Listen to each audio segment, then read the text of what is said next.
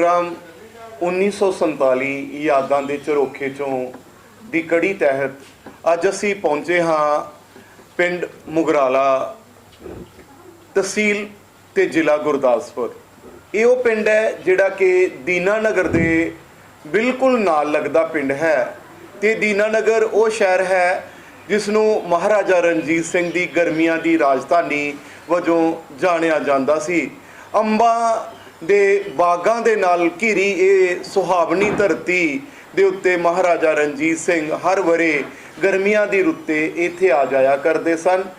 ਅੱਜ ਅਸੀਂ ਰੂਬਰੂ ਕਰਾ ਰਹੇ ਹਾਂ ਇਸ ਐਪੀਸੋਡ ਦੇ ਵਿੱਚ ਤੁਹਾਨੂੰ ਸ਼੍ਰੀ ਮੁੰਨੂ ਰਾਮ ਜੀ ਦੇ ਨਾਲ, ਤੇ ਅਸੀਂ ਉਹਨਾਂ ਦੇ ਨਾਲ ਜਿਹੜੇ ਨੇ ਉਹ ਇਸ ਐਪੀਸੋਡ ਤਹਿਤ ਸਵਾਲ ਜਵਾਬ ਕਰਦੇ ਹਾਂ। ਤੁਸੀਂ ਸਰ ਇਹ ਗੱਲ ਦੱਸੋ ਕਿ ਤੁਹਾਡਾ ਜਨਮ ਜਿਹੜਾ ਹੈ ਉਹ ਪਾਕਿਸਤਾਨ ਦੇ ਵਿੱਚ ਕਿਹੜੇ ਪਿੰਡ ਦੇ ਵਿੱਚ ਹੋਇਆ? ਮੇਰਾ ਜਨਮ ਪਾਕਿਸਤਾਨ ਦੇ ਵਿੱਚ ਸ਼ਾਹਪੁਰ ਝੰਗੜੂਆਂ ਪਿੰਡ ਸੀ, ਜਿਹੜਾ ਸ਼ਕਰਗੜ੍ਹ ਤਹਿਸੀਲ ਜ਼ਿਲ੍ਹਾ ਗੁਰਦਾਸਪੁਰ 'ਚ ਪੈਂਦਾ ਸੀ।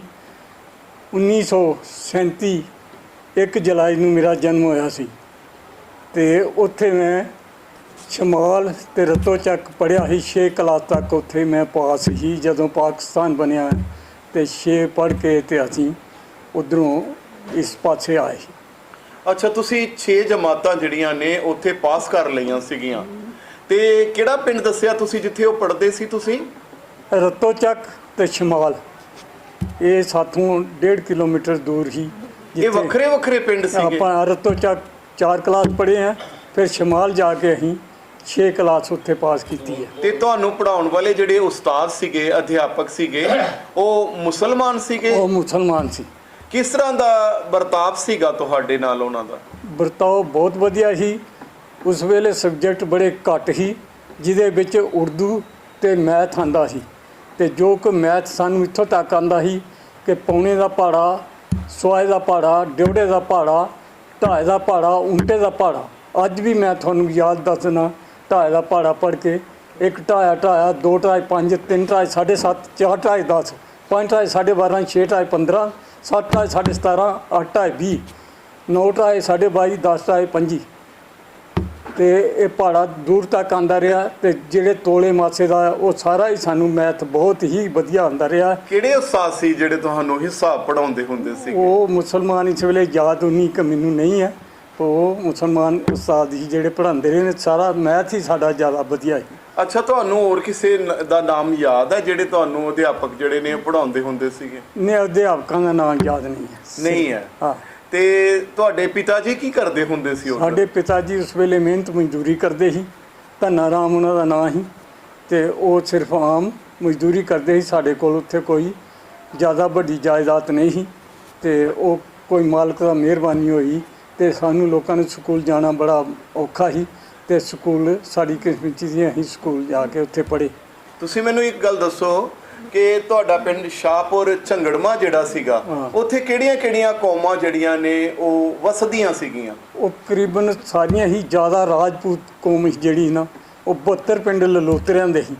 ਖੰਨੇ ਇੱਕ ਜੈਲਦਾਰ ਲਾਗੇ ਖੰਨਾ ਪਿੰਡ ਸੀ, ਉਹ ਜੈਲਦਾਰ ਦੇ ਅੰਡਰ ਆਉਂਦੇ ਸੀ। ਸਾਰੇ 72 ਪਿੰਡ ਜਿਹੜੇ ਲਲੋਤਰਿਆਂ ਦੇ ਸੀ, ਤੇ ਆਮ ਜਿਹੜੇ ਨੇ ਜਲਾ ਜਿਹੜੇ ਨੇ ਕੱਪੜਾ ਬੁਣਨ ਵਾਲੇ, ਝੀਰ, ਸਾਰੇ ਹਰੀਜਨ ਜਿੰਨੇ ਵੀ ਹੈ ਨਾ, ਆਰੀਆ, ਮਾਸ਼ਾ, ਤੇਲੀ, ਹਰ ਕਿਸਮ ਦੇ ਜਿਹੜੇ ਨੇ, ਹਰ ਜਾਤ ਹੀ ਬੜਾ ਵੱਡਾ ਨਗਰ ਸੀ ਉਹ। ਤੇ ਮੁਸਲਮਾਨ ਵੀ ਸੀਗੇ ਤੁਹਾਡੇ ਪਿੰਡ ਦੇ ਵਿੱਚ? ਮੁਸਲਮਾਨ ਜ਼ਿਆਦਾ ਹੀ, ਮੁਸਲਮਾਨ ਜਿਹੜੇ ਸੀ ਉਹ ਜਲਾ ਹੀ, ਤੇਲੀ ਹੀ, ਦੂਸਰੇ ਤੀਸਰੇ ਮੁਸਲਮਾਨ। ਕਿੰਨੀ ਕੁ ਆਬਾਦੀ ਸੀ ਉਹਨਾਂ ਦੀ? ਉਹ ਕਰੀਬਨ ਉਸ ਵੇਲੇ ਕੋਈ 1000 ਕੁ ਨਫਰੀਆ ਸੀ। 1000 ਕੁ ਘਰ ਜਿਹੜੇ ਨੇ ਉਹ ਮੁਸਲਮਾਨਾਂ ਦੇ ਸੀ ਤੁਹਾਡੇ ਪਿੰਡ ਦੇ ਵਿੱਚ? ਨਹੀਂ, ਰਾਜਪੂਤਾਂ ਦੇ ਵੀ ਮਾਲਕ ਜ਼ਿਆਦਾ। ਸਾਰੀ ਆਬਾਦੀ ਜਿਹੜੀ ਸੀ ਉਹ 1000 ਘਰ ਸੀਗੇ ਉਸ ਥਾਂ ਦੇ ਉੱਤੇ ਤੁਹਾਡੇ, ਮਤਲਬ ਤੁਹਾਡੇ ਪਿੰਡ ਦੇ ਵਿੱਚ? ਹਾਂ, तो ज़मीन सुक्की ਸੀ ਉਸ ਵੇਲੇ। ਉਹ ਕੋਈ ਪਾਣੀ ਦਾ ਬੰਦੋਬਸਤ ਜ਼ਿਆਦਾ ਨਹੀਂ ਥਾ। ਖੂਹਾਂ ਦਾ ਪਾਣੀ ਜਾਂ ਤਲਾਅ ਕੁਛ ਹੈ ਸੀ, ਉਹ ਪਾਣੀ ਯੂਜ਼ ਕਰਦੇ। ਤੇ ਖੂਹ ਜਿਹੜੇ ਸੀਗੇ ਉਹ ਵੱਖਰੇ ਵੱਖਰੇ ਸੀਗੇ ਜਾਂ ਕਿਸ ਤਰ੍ਹਾਂ ਦੇ ਨਾਲ ਚੱਲਦਾ ਸੀ? ਪਹਿਲੇ ਤੇ ਇਕੱਠੇ ਹੀ, ਪਰ ਸਾਡੀ ਹੋਸ਼ ਦੇ ਵਿੱਚ ਕੁਛ ਵੱਖਰੇ ਵੱਖਰੇ ਜਾਤਾਂ ਦੇ ਖੂਹ ਬਣ ਗਏ ਹਨ। ਤੇ ਪਹਿਲੇ ਖੂਹ ਜਿਹੜੇ ਸੀ ਉਹ ਪਾਣੀ ਹਰੀਜਨ ਜਿਹੜੇ ਨੇ ਉਹਨਾਂ ਨੂੰ ਰਾਜਪੂਤ ਜਾਂ ਦੂਸਰੇ ਦਿੰਦੇ ਸੀ, ਤੇ ਬਾਅਦ 'ਚ ਸਾਡੀ ਹੋਸ਼ 'ਚ ਫਿਰ ਉਹ ਵੱਖਰੇ ਖੂਹ ਬਣੇ। ਤੇ ਮੈਨੂੰ ਇਹ ਦੱਸੋ ਕਿ ਮੁਸਲਮਾਨ ਜਿਹੜੇ ਬੱਚੇ ਸੀਗੇ, ਤੁਸੀਂ ਬੱਚੇ ਸੀ ਉਸਲੇ, ਬੱਚੇ। ਕਿੰਨੀ ਕੁ ਉਮਰ ਸੀ ਤੁਸੀਂ ਜਦੋਂ ਇੱਧਰ ਆਏ? ਪਹਿਲਾਂ 6ਵੀਂ ਜਮਾਤ ਤੁਸੀਂ 6ਵੀਂ ਜਮਾਤ 'ਚ ਹੀ ਉਮਰ ਤੇ ਸਾਡੀ 10 ਸਾਲ ਹੀ ਸਮਝ ਲਓ। ਫਿਰ ਜਿਹੜਾ 37 ਦਾ ਜਨਮ ਹੈ ਤੇ 10 ਕੁ ਸਾਲ ਦੀ ਉਮਰ ਹਾਂ। ਸੀਗੀ। ਤੇ ਤੁਸੀਂ ਇਹ ਦੱਸੋ ਕਿ ਤੁਹਾਡੇ ਨਾਲ ਮੁਸਲਮਾਨ ਬੱਚੇ ਵੀ ਹੋਣੇ ਨੇ ਉਸਲੇ, ਤੁਹਾਡੇ ਯਾਰ ਬੇਲੀ? ਮੁਸਲਮਾਨ ਬਹੁਤ ਯਾਰ ਬੇਲੀ ਤੇ ਨਾਮ ਹੈ ਕਿਸੇ ਦਾ ਯਾਦ? ਨਾਮ ਹੈ ਹਾਂਜੀ। ਅਜੀਜ਼, ਅਜੀਜ਼। ਸਾਈਂ ਤੇ ਹੋਰ ਵੀ ਜ਼ਿਆਦਾ ਮੁਸਲਮਾਨ ਦੇ ਬੱਚੇ ਕੁਛ ਜ਼ਿਆਦਾ ਹੈ ਸੀ ਤੇ ਉਹ ਸਾਡੇ ਕੋਈ ਕਾਫੀ ਦੋਸਤ ਹੈ ਸੀ। ਦੋਸਤ ਸੀਗੇ ਤੁਹਾਡੇ? ਕਾਫੀ ਦੋਸਤ ਸੀ। ਤੇ ਕਿਸੇ ਹੋਰ ਦਾ ਨਾਮ, ਤੁਹਾਡਾ ਯਾਰ ਬੇਲੀ ਜਿਹੜਾ ਬੜਾ ਪੱਕਾ ਆੜੀ ਸੀਗਾ ਜਾਂ ਪੱਕਾ ਦੋਸਤ ਸੀਗਾ, ਉਹਦਾ ਕੋਈ ਨਾਮ ਯਾਦ ਹੋਵੇ? ਸਾਡਾ ਪੱਕਾ ਦੋਸਤ ਤੇ ਸਾਡਾ ਇਹ ਭਰਾ ਹਰਨਾਮਦਾਸ ਹੈ। ਇਹ ਤੇ ਅਸੀਂ ਪੱਕੇ ਇਕੱਠੇ ਜਾਂਦੇ ਸੀ। ਇੱਕ ਚੂਨੀ ਰਾਮ ਸੀ, ਬਾਕੀ ਇਹ 3 ਜਣੇ ਅਸੀਂ ਪੜ੍ਹਨੀ ਪਏ ਸੀ ਆਪਣੀ ਜਾਤ ਚੋਂ। ਬਾਕੀ ਮੁਸਲਮਾਨ ਜਿਹੜੇ ਅਜੀਜ਼, ਬੇਲੀ, 3-4 ਇਹ ਬੰਦੇ ਜਿਹੜੇ ਸੀ ਸਾਡੇ, ਉਹਨਾਂ ਤੇ ਨਾਲ ਉਹਨਾਂ ਦੇ ਨਾਲ ਤੁਹਾਨੂੰ ਖੇਡਦੇ ਵੀ ਹੋਵੋਗੇ ਤੁਸੀਂ? ਖੇਡਦੇ ਵੀ ਹੈਗੇ ਸੀ ਅਸੀਂ। ਕਦੀ ਵਿਤਕਰਾ ਦੀ ਗੱਲ ਚੇਤੇ ਤਾਂ ਨਹੀਂ ਆਈ? ਵਿਤਕਰੇ ਦੀ ਗੱਲ ਕੋਈ ਯਾਦ ਨਹੀਂ ਆਈ। ਤੇ ਫਿਰ ਇਹ ਜਿਹੜੀ ਹਨੇਰੀ ਜਿਹੜੀ ਆ 1947 ਦੀ ਝੁੱਲੀ, ਇਹਦੇ ਵਿੱਚ ਇੰਨੀ ਨਫ਼ਰਤ ਜਿਹੜੀ ਹੈ ਉਹ ਕਿਉਂ ਫੈਲੀ? ਪਹਿਲਾਂ ਤਾਂ ਕੋਈ ਵੀ ਤੁਸੀਂ ਦੱਸ ਰਹੇ ਹੋ ਕਿ ਕੋਈ ਵਿਤਕਰਾ ਨਹੀਂ ਸੀ, ਕੋਈ ਕਿਸੇ ਨਾਲ ਕੋਈ ਗੱਲ ਨਹੀਂ ਸੀਗੀ। ਇਹ ਤੇ ਉਹ ਪੋਲੀਟੀਸ਼ਨ ਚਲਦੀ ਹੈ ਤੇ ਉਹਨਾਂ ਦਾ ਹੀ ਇਹ ਜਿਹੜੇ ਗਾਂਧੀ ਉਹਨਾਂ ਨੇ ਪਹਿਲੇ ਸਟਾਰਟ ਕੀਤੇ ਜਿਸ ਤਰ੍ਹਾਂ ਹੈ, ਤੇ ਇਹ ਆਜ਼ਾਦ ਮੰਗਦੇ ਸੀ। ਆਜ਼ਾਦ ਮੰਗਣ ਦੇ ਲਾਗੇ ਅੰਗਰੇਜ਼ ਗਵਰਨਮੈਂਟ ਜਿਹੜੀ ਸੀ ਉਹਨਾਂ ਨੇ ਇਹਦੇ 2 ਪਾਰਟ ਕਰ ਦਿੱਤੇ, ਇੱਕ ਪਾਕਿਸਤਾਨ, ਇੱਕ ਹਿੰਦੁਸਤਾਨ। ਇਹ ਸਾਨੂੰ ਸਾਰਾ ਪਤਾ ਹੈ। ਤੇ ਪਹਿਲੇ ਜਿਹੜਾ ਸੀ ਸ਼ਕਰਗੜ੍ਹ ਤਹਿਸੀਲ ਜਿਹੜੀ ਸੀ ਉਹ 2.5 ਘੰਟੇ ਹਿੰਦੁਸਤਾਨ 'ਚ ਆਈ ਤੇ 2.5 ਘੰਟੇ ਜਿਹੜੀ ਆ ਉਹ ਹਿੰਦੁਸਤਾਨ ਦੇ ਵਿੱਚ ਆ ਗਈ। ਹਿੰਦੁਸਤਾਨ ਦੇ ਵਿੱਚ ਆਈ ਸੀ। ਫਿਰ ਬਾਅਦ 'ਚ ਹੋਇਆ ਨਹੀਂ ਜੀ, ਜੈਨਕੇ ਦਾ ਰਾਹ ਬੰਦ ਹੋ ਜਾਂਦਾ ਤੇ ਉਹ ਸ਼ਕਰਗੜ੍ਹ ਤਹਿਸੀਲ ਪਾਕਿਸਤਾਨ 'ਚ ਕਰ ਦਿੱਤੀ। ਪਠਾਨਕੋਟ ਉਸ ਵੇਲੇ ਜਿਹੜੀ ਸੀ ਉਹ ਪਾਕਿਸਤਾਨ 'ਚ ਆਈ ਸੀ ਤੇ ਉਹ ਫਿਰ ਇਹਨਾਂ ਨੇ ਤਬਦੀਲ ਕਰਕੇ ਉਹ 2.5 ਘੰਟੇ ਬਾਅਦ ਰਾਜ ਬਦਲ ਗਿਆ ਤੇ ਫਿਰ ਮਾਰ ਟੋਕ ਹੋਈ ਹੈ ਤੇ ਉਸ ਵੇਲੇ ਉੱਥੋਂ ਅਸੀਂ ਦੌੜੇ ਹਾਂ ਰਾਤੋਂ ਰਾਤ, ਦਿਨੇ ਜਿਸ ਤਰ੍ਹਾਂ ਵੀ ਆਏ। ਅੱਛਾ, ਤੇ ਤੁਹਾਡੇ ਪਿੰਡ ਦੇ ਵਿੱਚ ਵੀ ਕੋਈ ਇਸ ਤਰ੍ਹਾਂ ਦੀ ਘਟਨਾ ਘਟੀ? ਪਿੰਡ 'ਚ ਘਟਨਾ ਨਹੀਂ ਘਟੀ। ਰਾਹ ਦੇ ਵਿੱਚ ਅਸੀਂ ਦੇਖਿਆ ਕਿ ਬਹੁਤ ਹੀ ਜ਼ਿਆਦਾ ਘਟਨਾ ਘਟੀ। ਰਾਹ 'ਚ ਇੱਕ ਰਤੋ ਚੱਕ ਪਿੰਡ ਅਸੀਂ ਰਹੇ ਹਾਂ, ਉੱਥੇ ਲਾਗੇ ਝੰਗੜਮਾ ਰਹੇ ਹਾਂ ਕਿ ਇੱਕ ਦਿਨ ਚੱਲ ਕੇ ਤੇ ਅਸੀਂ ਰਿਆਸਤ 'ਚ ਚਲੇ ਆਏ ਸੀ। ਮਾੜੀ ਮਡੀਮ ਦੇ ਰਸਤੇ ਆਏ ਸੀ ਕਿ ਉਹ 3 ਕਿਲੋਮੀਟਰ ਸਾਨੂੰ ਪੈਂਦਾ ਸੀ। ਇਹ ਪਾਸਾ ਜਿਹੜਾ ਹੈ ਕਾਫੀ ਦੂਰ ਸੀ ਤੇ ਰਾਹ ਦੇ ਵਿੱਚ ਸਾਨੂੰ ਘਟਨਾ ਦਿਖੀਆਂ ਤੇ ਉਹਨਾਂ ਲੋਕਾਂ ਨੇ ਵੱਢਿਆ ਵੀ, ਲੁੱਟਿਆ ਵੀ।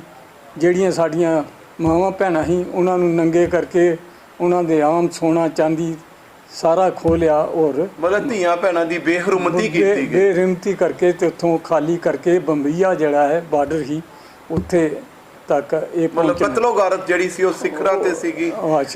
ਤੁਹਾਡੇ ਪਿੰਡ ਦੇ ਵਿੱਚ ਇਸ ਤਰ੍ਹਾਂ ਦੀ ਘਟਨਾ ਨਹੀਂ? ਨਹੀਂ, ਪਿੰਡ 'ਚ ਨਹੀਂ ਜਲੇ। ਤੁਹਾਡੀ ਕਿਸੇ ਨੇ ਮਦਦ ਕੀਤੀ ਤੁਹਾਨੂੰ ਉੱਥੋਂ ਨਿਕਲਣ ਦੇ ਲਈ, ਕਿਸੇ ਮੁਸਲਮਾਨ ਨੇ? ਨਹੀਂ, ਮੁਸਲਮਾਨ ਨੇ ਮਦਦ ਕੀਤੀ ਕਿਉਂ ਮੇਰਾ ਪਿਓ ਪਹਿਲੇ ਆਇਆ ਸੀ। ਉਹਨੇ ਧੰਨਾ ਰਾਮ ਨੇ ਆਪਣੇ ਥੋੜ੍ਹੇ ਜਿਹੇ ਦਾਣੇ ਲੈ ਕੇ ਉਹਦੇ ਵਿੱਚ ਟੂੰਬਾਂ ਰੱਖੀਆਂ ਥੋੜ੍ਹੀਆਂ ਸੋਨੇ ਦੀਆਂ ਤੇ ਉਹਨੂੰ ਆ ਕੇ ਰਾਹ 'ਚ ਰਤੋ ਚੱਕ ਫੜਿਆ ਮੁਸਲਮਾਨਾਂ ਨੇ। ਤੇ ਛੋਟਾ ਬੜਾ ਵਧੀਆ ਸੀ ਉਹਦੇ ਕੋਲ, ਕਾਲਾ ਛੋਟਾ। ਤੇ ਉਹਨੂੰ ਆਖਣ ਲੱਗਾ ਕਿੱਥੇ ਚੱਲਿਆ? ਉਹ ਆਖਣ ਲੱਗਾ ਜੀ ਮੇਰੇ ਬੱਚੇ ਚਲੇ ਗਏ ਆ ਰਿਆਸਤ 'ਚ, ਮੈਂ ਉਹਨਾਂ ਨੂੰ ਲੈਣ ਚੱਲਿਆ। ਕਿਉਂ ਅਸੀਂ ਤਾਂ ਤੁਹਾਡੀ ਮਜ਼ਦੂਰੀ ਕਰਦੇ ਰਹੇ ਹਾਂ। ਉਹਨਾਂ ਨੇ 2 ਕੁ ਡਾਂਗਾ ਉਹਦੇ ਮਾਰੀਆਂ ਤੇ ਦਾਣਿਆਂ ਦੇ ਵਿੱਚ ਉਹਨਾਂ ਟੂੰਬਾਂ ਐ ਕਿ ਰਹੇ ਉਹ ਬੱਚਿਆਂ ਵਾਸਤੇ ਥੋੜ੍ਹੇ ਦਾਣੇ ਲੈ ਚੱਲਿਆ। ਉਹ ਉਹਦੇ ਕੋਲ ਬਚ ਗਈਆਂ ਸੀ। ਬਾਕੀ ਉਹਨਾਂ 2-3 ਡਾਂਗਾ ਮਾਰ ਕੇ ਡਾਂਗ ਉਹਦੇ ਕੋਲ ਖੋਲੀ। ਕਾਲੀ ਡਾਂਗ ਬੜੀ ਸ਼ਾਨਦਾਰ ਰੱਖਦੇ ਰਹੇ ਨੇ। ਉਸ ਵੇਲੇ ਜਦੋਂ ਵੀ ਲੜਾਈ ਲੱਗਣੀ ਨਾ ਤੇ ਸਿਰ ਤੇ ਮਨਾਸਾ ਬੰਨ੍ਹ ਕੇ ਆਖਣਾ ਆ ਬਈ ਲੜਨ ਚੱਲਿਆ, ਡਾਂਗ ਲੈ ਕੇ ਚੱਲਣੇ ਆ। ਤੇ ਉਹ ਫਿਰ ਸਾਨੂੰ ਰਿਆਸਤ 'ਚ ਛੱਡ ਗਏ ਸੀ। ਇਸ ਤਰ੍ਹਾਂ ਦੇ ਉਹਨਾਂ ਨੂੰ ਮਤਲਬ ਟੂੰਬਾਂ ਜਿਹੜੀਆਂ ਖੋਹ ਲਈਆਂ? ਨਹੀਂ, ਟੂੰਬਾਂ ਨਹੀਂ ਖੋਤੀਆਂ ਉਹਨਾਂ ਦੀ। ਟੂੰਬਾਂ ਤੁਸੀਂ ਲੈ ਆਏ ਤੁਹਾਡੇ ਫਾਦਰ ਸਾਹਿਬ ਜਿਹੜੇ? ਹਾਂ, ਲੈ ਦਾਣਿਆਂ ਦੇ ਵਿੱਚ ਹੀ ਛੁਪੀ ਦੀਆਂ ਹੈ। ਕੀ ਲੈ ਚੱਲਿਆ? ਬੋਲਾ ਉਹਨਾਂ ਨੂੰ ਰੋਟੀ ਵਾਸਤੇ ਕੋਈ ਆਟਾ ਫੂਟਾ ਪਿਆਂਗੇ, ਕਣਕ ਲਿਆਇਆ ਇੱਕ, ਤੇ ਉਹ ਟੂੰਬਾਂ ਜਿਹੜੀਆਂ ਥੋੜ੍ਹੀਆਂ ਜਿਹੀਆਂ ਬਚੀਆਂ ਸੀ ਉਹ ਲੈ। ਬਾਕੀ ਸਾਰਾ ਕੁਝ ਉੱਧਰ ਹੀ ਰਹਿ ਗਿਆ? ਬਾਹਰ ਸਾਰਾ ਕੁਝ ਉੱਧਰ ਹੀ ਰਹਿ ਗਿਆ। ਉੱਧਰ ਵੀ ਲੁੱਟਾਂ ਖੋਹਾਂ ਹੋਈਆਂ? ਲੁੱਟਾਂ ਖੋਹਾਂ ਉੱਥੇ ਸਾਰੀਆਂ ਬੜੀਆਂ ਹੋਈਆਂ, ਸਾਡੇ ਸਾਹਮਣੇ ਬੜੀਆਂ ਹੋਈਆਂ। ਜਿਹੜਾ ਸ਼ਮਾਲ ਥਾਣਾ ਸੀ ਉੱਥੇ ਪੂਰੇ ਮਿਲਟਰੀ ਨਾਲ ਆਏ ਸੀ ਤੇ ਆਉਣ ਦੇ ਬਾਅਦ ਉੱਥੇ ਕੀ ਕੀਤਾ ਬਈ ਆਮ ਗੋਰਖਾ ਮਿਲਟਰੀ ਲੱਗੀ ਸੀ। ਥਾਣੇਦਾਰ ਨੇ ਆਖਿਆ ਵੀ ਤੁਸੀਂ ਪਿੱਛੋਂ ਜੱਥਾ ਲਿਆਓ, ਅਸੀਂ ਅੱਗੇ ਭੇਜ ਦਿਆਂਗੇ। ਰਾਤ ਨੂੰ ਉਸ ਜਥੇ ਦੇ ਉੱਪਰ ਅਟੈਕ ਹੋਇਆ। ਮੁਸਲਮਾਨ ਆਏ ਤੇ ਹਿੰਦੂ ਜਿਹੜੇ ਸੀ ਨਾ ਉਹਨਾਂ ਨੇ ਲੈ ਕੇ ਲਾਠੀਆਂ ਤੇ ਉਹ ਵੀ ਤਿਆਰ ਹੋ ਗਏ ਜਿਹੜੇ ਉੱਥੇ ਕੈਂਪ 'ਚ ਰਹਿੰਦੇ। ਤੇ ਉਹ ਫਿਰ ਮੁਸਲਮਾਨ ਦੌੜ ਗਏ ਤੇ ਉੱਥੇ ਇਸ ਤਰ੍ਹਾਂ ਦੀ ਘਟਨਾ ਜ਼ਿਆਦਾ ਨਹੀਂ ਹੋਈ। ਤੇ ਤੁਹਾਡੇ ਨੇੜਲੇ ਪਿੰਡਾਂ ਦੇ ਵਿੱਚੋਂ? ਨੇੜਲੇ ਪਿੰਡਾਂ 'ਚ ਵੀ ਘਟਨਾ ਇੰਨੀਆਂ ਹੋਈਆਂ, ਮਾਰ ਕੁੱਟ ਤੇ ਸਾਡੇ ਘਰ ਹੋਈ ਆ ਮਾੜੀ ਮੋਟੀ, ਪਰ ਇਹ ਹੈ ਕਿ ਵੱਡੇ ਟੁੱਕ ਨਹੀਂ ਸੀ ਹੋਈ, ਨਹੀਂ ਵੱਧ ਟੁੱਕ ਨਹੀਂ ਹੋਈ। ਨਹੀਂ। ਆਮ ਪੰਜਾਬ ਦੇ ਵਿੱਚ ਤਾਂ ਇਹ ਜਿਹੜੀ ਮਾਰੂ ਹਨੇਰੀ ਸੀ ਬੜੀ ਝੁੱਲੀ ਜਾਂ ਬੜਾ ਜਿਹੜਾ ਆ ਉਹ ਮਾੜਾ ਪ੍ਰਭਾਵ ਜਿਹੜਾ ਹੈ ਉਹ ਪਿਆ, ਪਰ ਤੁਹਾਡੇ ਪਿੰਡਾਂ ਦੇ ਵਿੱਚ ਅਮਨ ਚੈਨ ਜਿਹੜਾ ਹੈ ਉਹ ਬਰਕਰਾਰ ਰਿਹਾ, ਤੁਸੀਂ ਕਹਿ ਰਹੇ ਹੋ। ਉਹ ਨਾਰਮਲੀ ਰਿਹਾ, ਬਰਕਰਾਰ ਰਿਹਾ। ਤੇ ਕਿਉਂ ਉਹ ਖੰਨਾ ਜਿਹੜਾ ਹੈ ਉੱਥੇ ਜੈਲਦਾਰ ਸੀ, ਉਹਨਾਂ ਦੇ 72 ਪਿੰਡ ਅੰਦਰ ਪੈਂਦੇ ਸੀ ਰਾਜਪੂਤਾਂ ਦੇ, ਤੇ ਉਹ ਜਿਸਲੇ ਤੁਰ ਪਏ ਨਾ ਤੇ ਸਾਡਾ ਪਿੰਡ ਫਿਰ ਤੁਰਿਆ ਨਾਲ, ਤੇ ਜਦੋਂ ਜੈਲਦਾਰ ਹੀ ਨਹੀਂ ਰਿਹਾ ਤੇ ਅਸੀਂ ਕਿੱਥੇ ਇੱਥੇ ਰਹਿਣਾ ਹੈ, ਤੇ ਉਹ ਫਿਰ ਇੱਧਰ ਨੂੰ ਤੁਰਿਆ ਹੈ। ਤੁਹਾਡੇ ਪਿੰਡਾਂ ਦੇ ਨੇੜੇ ਨੇੜੇ ਪਿੰਡਾਂ ਦੇ ਕੀ ਨਾਮ ਸੀਗੇ? ਸਾਡੇ ਝੰਗੜਮਾ, ਸ਼ਮਾਲ, ਸ਼ੱਕਰਗੜ੍ਹ ਵੀ ਸਾਡੇ ਲਾਗੇ ਹੀ ਪੈਂਦਾ ਸੀ, ਤੇ ਰਤੋ ਚੱਕ, ਖੰਨਾ, ਸ਼ਹਿਦਪੁਰ, ਇਹ ਜਿਹੜੇ ਪਿੰਡ ਸੀ, ਤੇ ਇਹ ਪਿੰਡ ਲਾਗੇ ਸਾਡੇ ਪੈਂਦੇ। ਸ਼ੱਕਰਗੜ੍ਹ ਜਿਹੜੀ ਗੁਰਦਾਸਪੁਰ ਜ਼ਿਲ੍ਹੇ ਦੀ ਤਹਿਸੀਲ ਸੀਗੀ, ਜੀ। ਉਹ ਸ਼ਹਿਰ ਸੀਗਾ ਜਾਂ ਕੋਈ ਕਸਬਾ ਸ਼ਹਿਰ, ਸੀ? ਛੋਟਾ ਸ਼ਹਿਰ ਹੀ, ਉੱਥੇ ਬੜੀ ਇੱਕ ਚੌਂਕੀ ਲੱਗਦੀ ਸੀ। ਉਹ ਚੌਂਕੀ ਦੇ ਵਿੱਚ ਜਿਹੜਾ ਨਾ ਜਿਸ ਤਰ੍ਹਾਂ ਮੇਲੇ ਇੱਥੇ ਹੋ ਰਹੇ ਨੇ, ਉਹ ਸ਼ੱਕਰਗੜ੍ਹ ਚੌਂਕੀ ਵੀ ਅਸੀਂ ਦੇਖੀ ਹੈ। ਫਿਰ 2-3 ਜਗ੍ਹਾ ਚੌਂਕੀਆਂ ਜਿਹੜੀਆਂ, ਸ਼ੱਕਰਗੜ੍ਹ ਛੋਟਾ ਸ਼ਹਿਰ ਹੀ, ਤਹਿਸੀਲ ਹੀ ਉੱਥੇ। ਤੇ ਆਮ ਤੁਸੀਂ ਖਰੀਦੋ ਫਰੋਖਤ ਦੇ ਲਈ ਕਿੱਥੇ ਜਾਂਦੇ ਹੁੰਦੇ ਸੀਗੇ? ਕਿਉਂਕਿ ਪਿੰਡਾਂ ਦੇ ਵਿੱਚ ਤੇ ਸਹੂਲਤਾਂ ਜਿਹੜੀਆਂ ਨਹੀਂ ਸਨ। ਤੇ ਖਰੀਦੋ ਫਰੋਖਤ ਜ਼ਿਆਦਾ ਸ਼ਮਾਲ ਚਲੇ ਜਾਂਦੇ ਸੀ। ਸ਼ਮਾਲ ਛੋਟਾ ਜਿਹਾ ਇੱਕ ਸ਼ਹਿਰ ਹੈਗਾ ਸੀ, ਉੱਥੇ ਖਰੀਦੋ ਫਰੋਖਤ ਜਾਂਦੇ ਸੀ, ਕਰਦੇ ਸੀ। ਤੇ ਤੁਸੀਂ ਮੈਨੂੰ ਇਹ ਦੱਸੋ ਕਿ ਰਸਤੇ ਵਿੱਚ ਆਉਂਦਿਆਂ ਤੁਸੀਂ ਛੱਡ ਆਏ, ਮਤਲਬ ਆਪਣਾ ਘਰ, ਜਿਹੜੀ ਆਪਣੀ ਜਨਮ ਭੂਮੀ ਸੀਗੀ ਉਹ ਛੱਡ ਕੇ ਇੱਧਰ ਆ ਗਏ, ਤੁਹਾਨੂੰ ਕਿਹੜੀਆਂ ਤਕਲੀਫਾਂ ਜਿਹੜੀਆਂ ਨੇ ਉਹਨਾਂ ਦਾ ਸਾਹਮਣਾ ਕਰਨਾ ਪਿਆ? ਸਾਨੂੰ ਬਹੁਤ ਬੜੀਆਂ ਤਕਲੀਫਾਂ ਝੱਲੀਆਂ ਪਈਆਂ। ਵੀ ਰਾਹ ਦੇ ਵਿੱਚ ਜਿਹੜੇ ਅਸੀਂ ਰਿਆਸਤ 'ਚੋਂ ਚੱਲੇ ਆ, ਬਰਸਾਤ ਉਸ ਵੇਲੇ ਬਹੁਤ ਵੱਡੀ ਹੋਈ ਹੈ। ਕਿਹੜਾ ਮਹੀਨਾ ਸੀਗਾ? ਤੇ ਇਹ ਭਾਦਰੋਂ ਮਹੀਨਾ ਸੀ ਦੇਸੀ, ਤੇ ਭਾਦਰੋਂ ਮਹੀਨਾ ਦੇਸੀ ਦੇਖ ਲਓ, ਤੇ ਉਹਦੇ 'ਚ ਬਰਸਾਤ ਬੜੀ ਹੋਈ ਆ। ਬਰਸਾਤ 'ਚ ਸਾਡੇ ਕੋਲ ਉਹਨੇ ਕੱਪੜੇ ਨਹੀਂ ਸੀ, ਜਿਹੜੇ ਸਾਡੇ ਚਾਚੇ ਤਾਏ ਜਾਂ ਦੂਸਰੇ ਸੀ ਉਹਨਾਂ ਨੇ ਕੋਈ ਲੋਈ ਲਈ, ਕਿਸੇ ਨਾਲ ਅੱਕਾਂ ਦੇ ਨਾਲ ਕਰਕੇ ਛੋਟਾ ਜਿਹਾ ਕੁੱਪ ਬਣਾਇਆ, ਉੱਥੇ ਰਹੇ। ਫਿਰ ਰਾਸ਼ਨ ਜਿਹੜਾ ਸੀ ਆਮ 8 ਆਨੇ ਕਿਲੋ ਹੁੰਦਾ ਸੀ, ਜਿਹੜਾ 3 ਰੁਪਏ ਕਿਲੋ ਸਾਨੂੰ ਮਿਲਣ ਲੱਗਾ, ਤੇ ਜਿਹੜੇ ਪੈਸੇ ਸਾਡੇ ਕੋਲ 150 ਰੁਪਏ ਸੀ, ਉਹ ਅਸੀਂ ਬਹੁਤ ਹੀ ਔਖੇ ਦਿਨ ਕੱਟੇ, ਕਈ ਦਿਨ ਭੁੱਖੇ ਵੀ ਕੱਟੇ। ਤੇ ਇੱਥੇ ਕਿੱਦਾਂ ਪਹੁੰਚੇ? ਕਿੱਥੇ ਤੁਸੀਂ ਉਹ ਬੜੀ ਜਗ੍ਹਾ ਰਾਹ 'ਚ ਰਹੇ, ਪਰ ਮੇਨ ਅਸੀਂ ਆ ਕੇ ਭੋਏ ਲਾਗੇ ਇੱਕ ਆ ਕੇ ਭਗਵਾਨ ਸਰ ਉੱਥੇ ਟਿਕੇ ਸੀ। ਉੱਥੇ ਜਿਹਲੇ ਟਿਕੇ ਤੇ ਉੱਥੇ ਕੁੱਲ ਮੁਸਲਮਾਨਾਂ ਦੇ ਬਹੁਤ ਮਿਲੇ, ਡੰਗਰ ਬੱਛਾ ਮਿਲਿਆ, ਫਿਰ ਉਹਦਾ ਕਮਾਦ ਹਰ ਇੱਕ ਚੀਜ਼ ਮਿਲੀ। ਪਰ ਉਹ ਜਿਹੜੇ ਇੱਥੋਂ ਛੱਡ ਕੇ ਜਾ ਚੁੱਕੇ ਜਿਹੜੇ ਛੱਡ ਕੇ ਜਾ ਚੁੱਕੇ ਸੀ, ਉਹ ਕੁੱਪ ਜਿਹੜੇ ਸਾਡੀ ਜਿਹੜੀ ਨਾ ਜਿੰਨੇ ਕੁ ਘਰ ਸੀ ਉਹਨਾਂ ਨੇ ਉਹ ਮੱਲੇ ਤੇ ਜਿਸ ਵੇਲੇ ਉਹ ਆਖਣ ਲੱਗੇ ਵੀ ਅਸੀਂ ਤੇ ਇੱਥੇ ਸਵਰਗ 'ਚ ਆਉਣਾ, ਤੇ ਉਹ ਮੱਲੇ ਗਏ। ਜਿਹਲੇ ਝੜੀ ਲੱਗੀ ਨਾ 8 ਦਿਨ ਦੀ, ਤੇ ਦਰਿਆ 'ਚ ਪਾਣੀ ਇੰਨਾ ਹੜ੍ਹ ਆਇਆ ਵੀ ਸਾਰੇ ਕੁੱਲ ਥੱਲੇ ਡਿੱਗ ਪਏ। ਕਿਹੜਾ ਦਰਿਆ ਜੀ? ਦਰਿਆ ਰਾਵੀ ਦਰਿਆ। ਰਾਵੀ ਦਰਿਆ ਦੇ ਵਿੱਚ ਰਾਵੀ ਦਰਿਆ 'ਚ ਇਹ ਲਾਗੇ ਹੀ ਹੈ। ਰਾਵੀ ਦੇ ਕੰਢੇ ਆ ਭਗਵਾਨ ਸਰ, ਜਿੱਥੇ ਤੁਸੀਂ ਟਿਕੇ ਸੀ। ਤੇ ਉਹ ਉਸ ਵੇਲੇ ਕੁੱਲ ਥੱਲੇ ਡਿੱਗ ਪਏ। ਇੱਕ ਕੁੱਲ ਰੱਖਿਆ ਇਹਨਾਂ ਨੇ ਜਿਹਦੇ ਵਿੱਚ ਥੋੜ੍ਹੇ ਬੱਚੇ ਜਾਂ ਦੂਸਰੇ ਰਹੇ। ਫਿਰ ਜਿਹੜੇ 7 ਦਿਨ ਦੇ ਬਾਅਦ ਧੁੱਪ ਨਿਕਲੀ ਹੈ ਤੇ ਗਰਮੀ ਦੇ ਦਿਨ ਹੀ, ਤੇ ਫਿਰ ਸਾਨੂੰ ਨਾ ਪਤਾ ਕਿੱਧਰ ਨੂੰ ਚਲੇ ਗਿਆ। ਜਿਹਦਾ ਦਾ ਲੱਗਾ ਉਹ ਆਪਣੇ ਇਹ ਮਲਕਪੁਰ ਨੂੰ ਨਿਕਲ ਆਏ, ਤੇ ਅਸੀਂ ਜਿਹੜੇ ਸਮੇਂ ਚਾਚੇ ਵੀ ਇੱਧਰ ਮਲਕਪੁਰ ਨੂੰ ਆ ਗਏ। ਤੇ ਸਾਡੇ ਕੋਲ ਨਿਆਣੇ ਜ਼ਿਆਦਾ ਹੀ, ਇੱਕ ਵਾਰੀ ਅੱਗੇ ਛੱਡਣੇ ਫਿਰ ਪਿੱਛੋਂ ਲੈਣਾ ਉਹਨਾਂ ਨੂੰ ਚੁੱਕ ਕੇ। ਅਸੀਂ ਰਿਆਸਤ 'ਚ ਕੀੜੀ ਜਾ ਵੜੇ, ਉੱਥੇ 3-4 ਕਿਲੋਮੀਟਰ ਸੀ, ਉੱਥੇ ਚਲੇ ਗਏ। ਤੇ ਉੱਥੇ ਵੀ ਕੋਈ ਸਾਲ 6 ਮਹੀਨੇ ਰਹੇ, ਤੇ ਫਿਰ ਅਸੀਂ ਵਾਪਸ ਝੇਲੇ ਆਏ। ਝੇਲਾ ਛੌੜਾ, ਝੇਲਾ ਸਿਹੋੜਾ। ਹਾਂ, ਝੇਲਾ ਛੌੜੇ। ਉੱਥੇ ਆ ਕੇ ਸਾਨੂੰ ਇੱਕ ਛੰਨ ਮਿਲੀ, ਉੱਥੇ ਰਹਿਣ ਲੱਗੇ। ਤੇ ਚਾਚੇ ਸਾਡੇ ਜਿਹੜੇ ਸੀ ਇਹ ਮਗਰਾਲੇ ਆ ਗਏ। ਤੇ 2-2.5 ਸਾਲ ਦੇ ਬਾਅਦ ਮੇਰਾ ਪਿਓ ਆਖਣ ਲੱਗਾ ਵੀ ਮੇਰੇ ਭਰਾ ਕਿੱਥੇ ਚਲੇ ਗਏ ਨੇ, ਮੈਂ ਪਤਾ ਕਰਾਂ। ਕੋਈ ਟੈਲੀਫੋਨ, ਕੋਈ ਮਿਲਾਪ, ਕੋਈ ਕੁਛ ਨਹੀਂ ਹੁੰਦਾ। ਉਹ ਆ ਕੇ ਇੱਥੇ ਪਤਾ ਕੀਤਾ, ਤੇ ਇਹਨਾਂ ਨੇ ਅੱਗੇ ਉਹਲੇ ਬਾਹਮਤੀ ਵੜਦੇ ਹੁੰਦੇ ਸੀ, ਬੋਲਾ ਯਾਰ ਮੈਂ ਵੀ 2-3 ਦਿਨ ਲਾ ਲੈਣਾ। ਉਹ ਲਾਏ, ਤੇ ਮਗਰੋਂ 10 ਦਿਨਾਂ ਬਾਅਦ ਇੱਥੋਂ ਗਿਆ। ਤੇ ਇਹਨਾਂ ਨੂੰ ਆਖਣ ਲੱਗਾ ਵੀ ਮੈਨੂੰ ਵੀ ਯਾਰ ਇੱਥੇ ਲਿਆਓ। ਉਹ ਆਖਣ ਲੱਗੇ ਆ ਜਾਓ। ਸਾਡੇ ਕੋਲ ਜਗ੍ਹਾ ਜਿਹੜੀ ਮਿਲੀ ਸੀ ਇਹਨਾਂ ਕੋਲ ਬਹੁਤ ਘੱਟ ਜਗ੍ਹਾ ਸੀ। ਇੱਕ ਮੰਜੀ ਦੀ ਜਗ੍ਹਾ ਸਾਨੂੰ ਜਿਹੜੀ ਆ ਇਹਨਾਂ ਨੇ ਆਖਿਆ ਤੁਸੀਂ ਲੈ ਲਓ। 1-2 ਮੰਜੀਆਂ ਇੰਦੀਆਂ ਡਰਦੀਆਂ ਸੀ। ਅਸੀਂ ਲੋਕਾਂ ਦੇ ਘਰ ਸੌਂ ਕੇ ਸਾਲ 1.5, 2, 3 ਕੱਟੇ ਇਹਨਾਂ ਦੇ ਨਾਲ। ਜਿਹੜੀਆਂ ਸਾਡੀਆਂ ਮਾਵਾਂ ਸੀ ਉਹ ਇੰਨੀਆਂ ਚੰਗੀਆਂ ਸੀ ਵੀ ਬੜਾ ਪਿਆਰ ਹੀ, ਉਹ ਨਾ ਮਾਂ ਮਿਲਦੀ ਆ ਤੇ ਨਾ ਹੀ ਅਜੇ ਵੀ ਜੋ ਨਿਕਲਦਾ ਵੀ ਮਾਂ ਚਾਚੀ ਤਾਈ ਉਹਨਾਂ ਨੇ ਸਾਰਾ ਪਿਆਰ ਸਾਨੂੰ ਦਿੱਤਾ। ਤੇ ਅਸੀਂ ਇੱਥੇ ਆ ਕੇ ਤੇ ਮਾੜਾ ਮੋਟਾ ਕੰਮ ਹੀ ਕੋਈ ਨਹੀਂ ਮਿਲਦਾ, ਕੰਮ ਕੋਈ ਨਹੀਂ ਮਿਲਣਾ ਉਸ ਵੇਲੇ, ਧੇਲੀ ਦਿਹਾੜੀ ਚੌਣੀ ਦਿਹਾੜੀ ਕੰਮ ਨਾ ਮਿਲੇ ਤੇ ਇੱਥੇ ਇਸ ਤਰ੍ਹਾਂ ਦਿਨ ਕੱਟੇ। ਤੇ ਫਿਰ ਆਸਤੇ ਆਸਤੇ ਇਹ ਇੱਧਰ ਨੂੰ ਆ ਗਿਆ, ਇੱਥੇ ਕੋਠਾ ਮਿਲਿਆ, ਕੋਈ ਉੱਧਰ ਨੂੰ ਆ ਗਏ। ਫਿਰ ਅਸੀਂ ਉੱਥੇ ਘਰ 'ਚ ਇਕੱਠੇ ਇੱਕੋ ਘਰ ਹੁੰਦਾ ਰਿਹਾ, ਉਹਦੇ ਵਿੱਚ ਕੋਲ ਰੱਖ ਕੇ ਤੇ ਖੇਡਦੇ ਰਹੇ ਹਾਂ। ਤੇ ਇੱਥੇ ਫਿਰ ਦੂਰ ਆ ਗਏ ਤੇ ਫਿਰ ਇਹ ਕਾਰੋਬਾਰ ਇੱਥੇ ਆ ਗਏ ਬਸ। ਇਸ ਦਾ ਮਤਲਬ ਕਿ ਤੁਸੀਂ ਭਗਵਾਨ ਸਰ ਪਹਿਲਾਂ ਟਿੱਕੇ, ਫਿਰ ਝੇਲੇ ਸਿਓੜੇ ਟਿੱਕੇ, ਜਿੱਥੇ ਤੁਹਾਨੂੰ ਛੰਨ ਕੁੱਲੀ ਲੱਭਦੀ ਉੱਥੇ ਸੀਗੀ ਸਿਰ ਢੱਕਣ ਦੇ ਲਈ, ਉੱਥੇ ਹੀ ਤੁਸੀਂ ਬਸੇਰਾ ਕਰ ਲੈਂਦੇ ਸੀਗੇ। ਤੇ ਉਸ ਤੋਂ ਬਾਅਦ ਜਿਹੜੇ ਨੇ ਤੁਸੀਂ ਇੱਥੇ ਮਗਰਾਲਾ ਪਿੰਡ ਦੇ ਵਿੱਚ ਮਗਰਾਲਾ ਪਿੰਡ 'ਚ ਆਏ ਤੇ ਫਿਰ ਤੁਸੀਂ ਫਿਰ ਦੁਬਾਰਾ ਆਪਣੀ ਜਿਹੜੀ ਪੜ੍ਹਾਈ ਹੈ ਉਹ ਜਾਰੀ ਕਿੱਦਾਂ ਕੀਤੀ? ਪੜ੍ਹਾਈ ਨਹੀਂ ਕੀਤੀ ਉਹਦੇ ਬਾਅਦ ਆਉਣ ਦੇ, ਕੋਈ ਪੜ੍ਹਾਈ ਨਹੀਂ ਕੀਤੀ, ਕਿਉਂ ਸਾਡੇ ਕੋਲ ਕੋਈ ਰੋਟੀ ਦਾ ਬੰਦੋਬਸਤ ਨਹੀਂ, ਪੜ੍ਹਾਈ ਨਹੀਂ। ਅਸੀਂ ਉਹੀ ਜਿਹੜੇ ਪਾਕਿਸਤਾਨ 'ਚ ਪੜ੍ਹੇ ਦੇ ਸੀ ਉਹਦਾ ਸਾਨੂੰ ਗਿਆਨ ਕਾਫੀ ਸੀ, ਤੁਹਾਨੂੰ ਅੱਗੇ ਦੱਸਿਆ ਜਿਸ ਤਰ੍ਹਾਂ ਉਹ ਆਂਦਾ ਸੀ। ਤੇ ਅਸੀਂ ਮਜ਼ਦੂਰੀ ਕਰ ਲੱਗ ਪਏ ਤੇ ਕੁਦਰਤੀ ਮੈਂ ਸ਼ਹਿਰ 'ਚ ਜਾਣ ਲੱਗਾ ਮਜ਼ਦੂਰੀ 'ਚ। ਤੇ ਇਹ ਡਾਕ ਬੰਗਲਾ ਜਿਹੜਾ ਰਣਜੀਤ ਸਿੰਘ ਤਾਜ ਉੱਥੇ ਭਰਤੀ ਹੋਣ ਲੱਗੀ, ਉੱਥੇ ਮੈਂ ਫੌਜ 'ਚ ਭਰਤੀ ਹੋ ਗਿਆ। ਅੱਛਾ ਜੀ। ਫੌਜ 'ਚ ਭਰਤੀ 1957 ਤੇ 1957 'ਚ ਮੈਂ ਭਰਤੀ ਹੋਇਆ ਤੇ ਮਾਰਚ ਮਹੀਨੇ ਭਰਤੀ ਹੋ ਕੇ ਤੇ ਸਿੱਧਾ ਹੀ ਮੈਨੂੰ ਇੱਥੇ ਬੰਗਲੌਰ ਭੇਜ ਦਿੱਤਾ। ਐਮਟੀ ਟ੍ਰੇਡ ਮੇਰਾ ਐਮਟੀ ਡਰਾਈਵਰ ਰੱਖਿਆ ਜੀ। ਤੇ ਅਸੀਂ ਫਿਰ ਉੱਥੇ ਕਰ ਲਗੇ। ਫਿਰ ਮੇਰਾ ਪਿਓ ਪਹਿਲੇ ਉਸਲੇ ਗੁਜ਼ਰ ਗਿਆ ਸੀ, ਮੇਰੀ ਮਾਂ ਨੇ ਕਾਰੋਬਾਰ ਪਰਿਵਾਰ ਸੰਭਾਲਿਆ ਤੇ ਨਾਲ ਇਹਨਾਂ ਨੇ ਮਦਦ ਕਰਦੇ ਰਹੇ। ਸਾਡਾ ਭਰਾ ਨਾਮਦਾਰ ਸੀ, ਇਹਨੇ ਆ ਕੇ ਇੱਥੇ ਦਰਜੀਆਂ ਦਾ ਕੰਮ ਸਿੱਖਿਆ। ਇਹਨੇ ਕਾਰੋਬਾਰ ਜੋ ਗੱਲਬਾਤ ਹੋਈ ਇਹਨੂੰ ਚਿੱਠੀ ਲਿਖ ਦੇਣੀ, ਕਦੇ 2-3 ਮਹੀਨੇ ਬਾਅਦ ਚਿੱਠੀ ਆ ਗਈ ਤੇ ਕਰ ਰਹੇ, ਨਹੀਂ ਤਾਂ ਉਹੀ ਪੜ੍ਹ ਲਈ ਮੁੜ ਕੇ ਭਈ ਅਸੀਂ ਇਹੋ ਪੜ੍ਹ ਲੈਂਦੇ ਹਾਂ, ਠੀਕ ਹੈ। ਤੇ ਫਿਰ ਅਸੀਂ ਟ੍ਰੇਨਿੰਗ ਕੀਤੀ। ਪਹਿਲੇ ਮੈਂ ਗੁਰਦਾਸਪੁਰ ਪੋਸਟਿੰਗ ਆਇਆ ਤਿਬੜੀ ਤੇ, ਉੱਥੋਂ ਸਾਨੂੰ ਇੰਨਾ ਗਿਆਨ ਨਹੀਂ, ਪੇਪਰ ਨਹੀਂ, ਮੀਡੀਆ ਨਹੀਂ, ਸਾਨੂੰ ਨਹੀਂ ਪਤਾ ਵੀ ਚੀਨ ਦਾ ਤਿਆਰੀ ਕਰਨ ਦਾ। ਸਾਨੂੰ ਇੱਥੇ ਆਖਣ ਲੱਗੇ ਤੁਸੀਂ ਮਿੱਸਾ ਮੇਰੀ ਆਸਾਮ ਦੇ ਵਿੱਚ ਉੱਥੇ ਪੁੱਜਣਾ ਹੈ।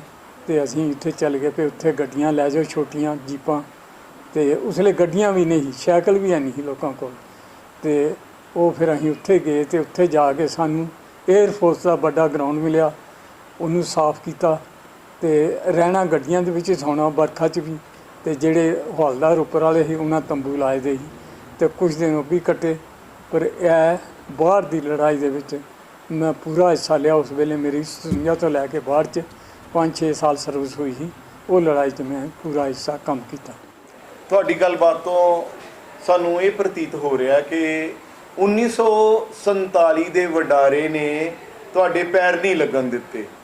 ਤੁਸੀਂ ਜਿਹੜਾ ਮਸੀਂ ਇਸ ਪਿੰਡ ਦੇ ਵਿੱਚ ਆ ਕੇ ਬਸੇਰਾ ਕੀਤਾ, ਪੜ੍ਹਾਈ ਤੁਹਾਡੀ ਛੁੱਟ ਗਈ, ਮਜ਼ਦੂਰੀ ਤੁਹਾਨੂੰ ਕਰਨੀ ਪਈ ਤੇ ਫਿਰ ਤੁਹਾਨੂੰ ਜਿਹੜਾ ਹੈ ਭਾਰਤੀ ਫੌਜ ਦੇ ਵਿੱਚ ਨੌਕਰ ਹੋ ਕੇ ਜਿਹੜੇ ਆ ਤੁਸੀਂ ਮਸੀਂ ਜਿਹੜੇ ਆ ਉਹ ਸੰਭਲੇ ਹੋ। ਮੈਨੂੰ ਇਹ ਦੱਸੋ ਕਿ ਕੀ ਇਹ ਵੰਡਾਰੇ ਨੂੰ ਰੋਕਿਆ ਜਾ ਸਕਦਾ ਸੀਗਾ? ਵੰਡਾਰੇ ਨੂੰ ਇਹ ਤੇ ਉੱਪਰ ਵਾਲੇ ਜਿਹੜੇ ਨੇ ਮੰਤਰੀ ਉਹ ਹੀ ਜਾਣਨ। ਰੋਕਿਆ ਜਾ ਸਕਦਾ ਸੀ, ਇੰਨਾ ਕਿ ਸਾਨੂੰ ਉਸਲੇ ਗਿਆਨ ਨਹੀਂ ਸੀ ਤੇ ਇਹਨਾਂ ਨੇ ਨਾ ਰੋਕਣਾ ਕਿ ਹੀ ਇਹਨਾਂ ਦਾ ਆਪਣੇ ਆਪ ਹੀ ਉਹ ਚਾਹੀਦਾ ਸਾਰਿਆਂ ਨੂੰ ਰਾਜ ਹੀ। ਅੰਗਰੇਜ਼ਾਂ ਨੂੰ ਜਾਣਾ ਪਿਆ ਤੇ ਉਹਨਾਂ ਨੇ ਪਾੜ ਕੇ ਤੇ ਚੀਰ ਕੇ 2 ਹਿੱਸੇ ਸਾਡੇ ਕਰ ਦਿੱਤੇ। ਤੇ ਆਹ ਦੱਸੋ ਤੁਸੀਂ ਕਿ ਤੁਹਾਡਾ ਕਦੀ ਆਪਣੀ ਜਨਮ ਭੂਮੀ ਨੂੰ ਵੇਖਣ ਨੂੰ ਦਿਲ ਕਰਦਾ? ਬਹੁਤ ਕਰਦਾ ਰਿਹਾ। ਜਦੋਂ ਪਹਿਲੇ ਅਸੀਂ ਫੌਜ 'ਚ ਨਹੀਂ ਭਰਤੀ ਹੋਏ ਤੇ ਕਈ ਵਾਰੀ ਅਸੀਂ ਰੋਣਾ ਆਪਣੇ ਪਿਓ ਨੂੰ, ਮੈਂ ਅਜੀਜ਼ ਨੂੰ ਮਿਲਣਾ ਜੀ, ਮੇਰਾ ਦੋਸਤੋ ਫਲਾਣਾ ਸੀ। ਅਸੀਂ ਰੋਂਦੇ ਰਹੇ ਉਹਨਾਂ ਕੋਲ। ਉਹ ਆਖਣ ਲੱਗੇ ਬੇਟਾ ਸਾਡਾ ਵੀ ਬਹੁਤ ਜੀਅ ਕਰਦਾ, ਸਾਡੇ ਵੀ ਬੜੇ ਦੋਸਤ ਸੀ ਮੁਸਲਮਾਨ। ਡਲਹੌਜ਼ੀਓਂ ਆ ਕੇ ਉਹ ਚਾਹ ਪੱਤੀ ਲਿਆ ਕੇ ਸਾਨੂੰ ਦਿੰਦੇ ਰਹੇ ਉਸ ਟਾਈਮ। ਤੇ ਅਸੀਂ ਵੀ ਕਰਦੇ ਹਾਂ ਪਰ ਅਸੀਂ ਜਾ ਨਹੀਂ ਸਕਦੇ, ਕਿਉਂ ਸਾਡੇ ਕੋਲ ਤਾਂ ਕੋਈ ਪਾਵਰ ਜਾਂ ਕੋਈ ਖਾਣ ਨੂੰ ਅਸੀਂ ਆਖਦੇ ਹਾਂ ਵੀ ਰੋਟੀ ਵੀ ਨਹੀਂ। ਅੱਜ ਅਸੀਂ ਇਹਨਾਂ ਲੋਕਾਂ ਨਾਲ ਗੱਲ ਕਰਦੇ ਹਾਂ ਵੀ ਅਸੀਂ ਬੜੇ ਮੰਦੇ ਹਾਲ ਦਿਖੇ ਆ ਤੇ ਅਸੀਂ ਸੱਚਾਈ ਬੋਲਦੇ ਹਾਂ। ਅਸੀਂ ਇਹ ਨਹੀਂ ਬੋਲਦੇ ਕਿ ਪਹਿਲੇ ਤਾਂ ਅਸੀਂ ਰਾਜੇ ਹੀ ਅਮੀਰ ਹੀ ਤੇ ਇਹ ਮਾਲਕ ਨੇ ਸਾਨੂੰ ਕਾਫੀ ਕੁਛ ਦਿੱਤਾ। ਐਵੇਂ ਆਖੀਏ ਵੀ ਬਹੁਤ ਕੁਛ ਉਹਦੇ ਆਉਣ ਦੇ ਬਾਅਦ ਸਾਡੇ ਬੱਚੇ ਜਾਂ ਦੂਜੇ ਭਰਾ ਭਾਈ ਦੂਸਰੇ ਕਾਫੀ ਰੋਟੀ ਠੀਕ ਮਿਲ ਰਹੀ ਹੈ। ਤੁਸੀਂ ਜਿਵੇਂ ਦੱਸਿਆ ਕਿ ਤੁਹਾਡਾ ਬਹੁਤ ਦਿਲ ਕਰਦਾ ਆਪਣੀ ਮਾਂ ਭੂਮੀ ਦੀ ਛੋਹ ਪ੍ਰਾਪਤ ਕਰਨ ਦੇ ਲਈ ਪਰ ਤੁਸੀਂ ਮਜਬੂਰੀਆਂ ਨੇ, ਕੁਝ ਰਾਜਨੀਤਿਕ ਮਜਬੂਰੀਆਂ ਨੇ ਜਿਨ੍ਹਾਂ ਕਰਕੇ ਤੁਸੀਂ ਨਹੀਂ ਜਾ ਸਕਦੇ। ਕੋਈ ਇਸ ਤਰ੍ਹਾਂ ਦਾ ਸੰਦੇਸ਼ ਦਿਓ ਸਰਕਾਰਾਂ ਚਲਾਉਣ ਵਾਲਿਆਂ ਨੂੰ ਕਿ ਇਹ ਵੀਜ਼ੇ ਦੇ ਨਿਯਮ ਜਿਹੜੇ ਨੇ ਉਹ ਨਰਮ ਕੀਤੇ ਜਾਣ, ਲੋਕਾਂ ਦਾ ਆਪਸੀ ਮੇਲ ਮਿਲਾਪ ਵਧੇ। ਕੀ ਕਹਿਣਾ ਚਾਹੋਗੇ ਤੁਸੀਂ? ਅਸੀਂ ਤੇ ਚਾਹੁੰਦੇ ਹਾਂ ਵੀ ਇਹ ਨਰਮ ਕੀਤੇ ਜਾਣ ਤੇ ਘੱਟ ਤੋਂ ਘੱਟ ਪੈਸੇ ਲੱਗਣ, ਕਿਉਂ ਪੈਸਾ ਇੰਨਾ ਕੁ ਜ਼ਿਆਦਾ ਨਹੀਂ ਆਮ ਦੁਨੀਆ ਕੋਲ ਜਿਹੜਾ ਚਲੇ ਜਾਏ ਤੇ ਖਰਚ ਲੇ। ਕਿਉਂ ਆਮ ਖਰਚਾ ਜਿਹੜਾ ਹੈ ਉਹਦਾ ਆਮ ਪੂਰਾ ਹੀ ਹੁੰਦਾ ਉਹਨਾਂ ਕੁ, ਤੇ ਫਿਰ ਉਹ ਖਰਚਾ ਜਿਹੜਾ ਪੂਰਾ ਨਹੀਂ ਹੋਣ ਕਰਕੇ ਤੇ ਅਸੀਂ ਨੇ ਸਸਤਾ ਸੌਦਾ ਕਦੀ ਖੁੱਲ੍ਹਣਾ ਚਾਹੀਦਾ ਤੇ ਜਿਹਦੇ ਜਾ ਸਕੇ। ਪਰ ਹੁਣ ਸਾਡੇ ਜਾਣ ਦਾ ਕੋਈ ਫਾਇਦਾ ਨਹੀਂ ਹੋਣ ਦੇਦਾ, ਕਿਉਂ ਸਾਡੇ ਹਾਣੀ ਤੇ ਬੜੇ ਘੱਟ ਰਹਿ ਗਏ ਨੇ। ਐਵੇਂ ਸਾਨੂੰ ਕਿਸੇ ਨੇ ਪਛਾਣਨਾ ਨਹੀਂ, ਨਾ ਲੈਣੀ ਹੈ ਨਾ ਦੇਣੀ ਹੈ, ਤੇ ਅਸੀਂ ਫਿਰ ਸੋਚਦੇ ਹਾਂ ਵੀ ਸਾਡਾ ਤੇ ਹੁਣ ਜਾਣਾ ਉੱਥੇ ਬੇਕਾਰ ਹੀ ਹੈ। ਮੈਨੂੰ ਤੇ ਲੱਗਦਾ ਕਿ ਪੰਜਾਬੀਆਂ ਦੇ ਵਿੱਚ ਬੜਾ ਮੋਹ ਹੁੰਦਾ ਕਿ ਉਹਨਾਂ ਨੂੰ ਪਤਾ ਲੱਗੇ ਕਿ ਉਹਨਾਂ ਦੇ ਪਿੰਡ ਦੇ ਸੀਗੇ।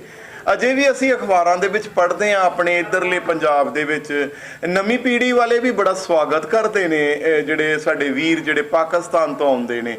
ਇੱਦਾਂ ਦੀ ਮੈਨੂੰ ਲੱਗਦਾ ਕਿ ਕੋਈ ਨਹੀਂ ਗੱਲ ਹੋਵੇਗੀ ਕਿ ਤੁਸੀਂ ਜਾਓਗੇ ਉਹਨਾਂ ਲੋਕੀ ਤੁਹਾਨੂੰ ਪਛਾਣਨਗੇ ਨਹੀਂ।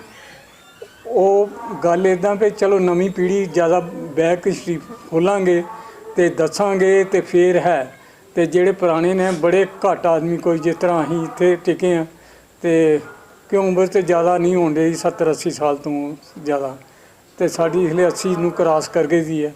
ਤੇ ਇਸ ਕਰਕੇ ਅਸੀਂ ਦੇਖਦੇ ਹਾਂ ਵੀ ਹੁਣ ਸਾਡਾ ਜਾਣਾ ਆਉਣਾ ਬੜਾ ਔਖਾ ਜਿਹਾ ਕਿ ਸਾਥੋਂ ਇੰਨਾ ਚੱਲਿਆ ਵੀ ਨਹੀਂ ਜਾਂਦਾ। ਹੁਣ ਤੁਸੀਂ ਸਾਨੂੰ ਦੱਸਿਆ ਕਿ ਤੁਸੀਂ 1957 ਦੇ ਵਿੱਚ ਭਾਰਤੀ ਫੌਜ ਦੇ ਵਿੱਚ ਭਰਤੀ ਹੋ ਗਏ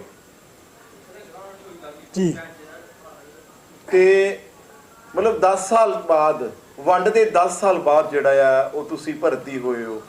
ਇਸ ਤੋਂ ਪਹਿਲਾਂ ਤੁਸੀਂ ਮਿਹਨਤ ਮਜ਼ਦੂਰੀ ਕੀਤੀ, ਕਿੰਨੀ ਸਰਵਿਸ ਕੀਤੀ ਤੁਸੀਂ ਭਾਰਤੀ ਫੌਜ ਦੇ ਵਿੱਚ? ਮੈਂ 32 ਸਾਲ ਪੂਰੇ ਸਰਵਿਸ ਕੀਤੀ ਤੇ 1957 ਤੋਂ ਲੈ ਕੇ ਤੇ 89 ਮਾਰਚ ਨੂੰ ਮੈਂ ਰਿਟਾਇਰ ਹੋਇਆ। ਮਾਰਚ 'ਚ ਹੀ ਭਰਤੀ ਹੋਇਆ 27 ਮਾਰਚ ਨੂੰ, ਤੇ 32 ਸਾਲ ਪੂਰੀ ਸਰਵਿਸ ਕੀਤੀ ਹੈ। ਕਿ ਸਾਰੇ ਹੀ ਮੈਂ ਟਾਈਮ ਨਾਲ ਜਿਹੜਾ ਮੇਰਾ ਪਾਕਿਸਤਾਨ ਦਾ ਐਜੂਕੇਸ਼ਨ ਸੀ ਉਹਦੇ ਨਾਲ ਮੈਂ ਸਾਰੇ ਟੈਸਟ ਪਾਸ ਕੀਤੇ ਤੇ ਜਿਹੜੇ ਗਵਰਨਮੈਂਟ ਦੇ ਉੱਥੇ ਜਾ ਕੇ ਪੜ੍ਹਾਈ ਕੀਤੀ ਹੈ। ਨਾ ਮੈਂ ਖਾ ਜਾਣਦਾ ਸੀ ਉਸ ਵੇਲੇ, ਨਾ ਅੰਗਰੇਜ਼ੀ ਜਾਣਦਾ ਸੀ। ਸਾਰਾ ਹੀ ਨਾਲ ਮੈਂ ਪੜ੍ਹਦਾ ਰਿਹਾ ਤੇ ਨਾਲ ਉਹ ਟੈਸਟ ਦਿੰਦਾ ਰਿਹਾ। ਟੈਸਟ ਸਾਰੇ ਪਾਸ ਕਰਕੇ ਤੇ ਮੈਂ ਪ੍ਰਮੋਸ਼ਨ ਜਿਹੜਾ ਸੋਲਜਰ ਮੇਜਰ ਆਨਰੇਰੀ ਲੈਫਟੀਨੈਂਟ ਬਣ ਕੇ 32 ਸਾਲ ਬਾਅਦ ਰਿਟਾਇਰ ਹੋਇਆ। ਤੇ ਜੋ ਕਿ ਪਹਿਲੇ ਮੇਰੀ ਤਨਖਾਹ 28 ਰੁਪਏ ਸੀ ਜਦੋਂ ਮੈਂ ਭਰਤੀ ਹੋਇਆ, ਤੇ ਜਿਸ ਵੇਲੇ ਮੈਂ ਪੈਨਸ਼ਨ ਆਇਆ ਤੇ ਮੈਨੂੰ 12,000 ਰੁਪਏ ਪੈਨਸ਼ਨ ਲੱਗੀ। ਅੱਜ ਮੈਨੂੰ 43,000 ਰੁਪਇਆ ਪੈਨਸ਼ਨ ਮਿਲਦੀ ਹੈ। 43,000 ਰੁਪਇਆ 43,000 ਰੁਪਇਆ ਪੈਨਸ਼ਨ ਮਿਲਦੀ ਹੈ ਪਰ ਮੰਥ ਮੈਨੂੰ। ਤੇ ਇਹ ਸਭ ਮਾਲਕ ਦੀ ਦੇਣ ਸਮਝੋ ਜਾਂ ਮਿਹਨਤ ਦੀ ਸਮਝੋ। ਤੇ ਅੱਜ ਮੈਨੂੰ ਉਹਦੇ ਨਾਲ ਪੈਰ ਜਿਹੜੇ ਨੇ, ਘਰ ਦੇ ਵਿੱਚ ਬੱਚੇ ਵੀ, ਪੋਤਰੇ ਤੱਕ ਵੀ ਵਿਆਹੇ ਗਏ ਨੇ, ਤੇ ਹੁਣ ਮੈਂ ਆ ਕੇ ਥੋੜ੍ਹਾ ਰੰਗਸੀ ਹੋਇਆ ਤੇ ਚਲੋ ਅਜੇ ਵੀ ਜਿੰਨਾ ਕੁ ਹੈ ਉਹ ਚੱਲ ਸਕਦਾ। ਤੁਸੀਂ ਕੁਝ ਵੀ ਨਹੀਂ ਮਤਲਬ ਨਾਲ ਲੈ ਕੇ ਆਏ, ਬਿਲਕੁਲ ਖਾਲੀ ਆਏ? ਬਿਲਕੁਲ ਖਾਲੀ, ਭੁੱਖੇ ਬਹੁਤ ਰਹੇ। ਤੇ ਇੰਨੀਆਂ ਮੁਸੀਬਤਾਂ ਝੱਲ ਕੇ ਇੱਥੇ ਪਹੁੰਚੇ। ਮੈਨੂੰ ਇਹ ਦੱਸੋ ਕਿ ਤੁਹਾਡੇ ਬੱਚੇ ਜਿਹੜੇ ਨੇ ਉਹ ਕੀ ਕਰਦੇ ਨੇ?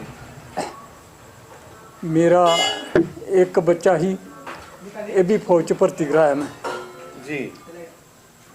ਇੱਕੋ ਹੀ ਇਕੱਲਾ ਹੀ ਉਹ ਫੌਜ 'ਚ ਭਰਤੀ ਕਰਾਇਆ। ਫੌਜ 'ਚ 24 ਸਾਲ ਨੌਕਰੀ ਕਰਕੇ ਇਹ ਵੀ ਰਿਟਾਇਰ ਹੋ ਕੇ ਪੈਨਸ਼ਨ ਆ ਗਿਆ।